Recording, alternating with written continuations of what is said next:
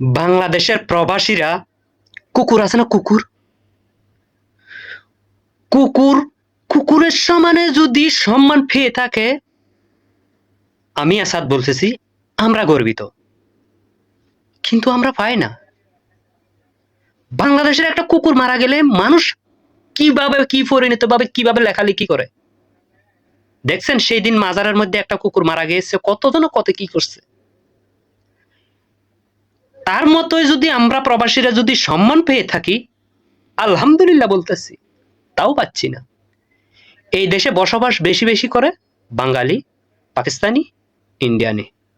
আমরা এক জাতি, শুধুমাত্র আমরাই কিছু একটা হইলে আমাদের বক্সবন্দি হতে হবে, কিছু একটা হলে আমাদের পঙ্গু হতে হবে, আমাদের চিকিৎসা নাই।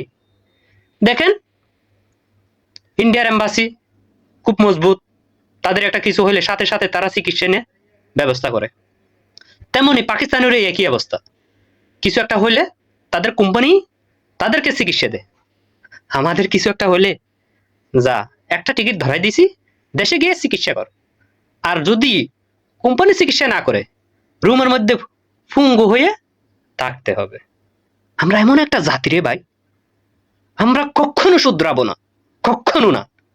আমরা কিন্তু দেশের রেমিটেন্স পাঠাই, এরপরও আমাদের কোনো দিকে একটা কুকুরের সম্মানও দেয় না। এমন একটা জাতি, হতভাগে আমরা কখনো শুধরাবো না। ভালো থাকবেন।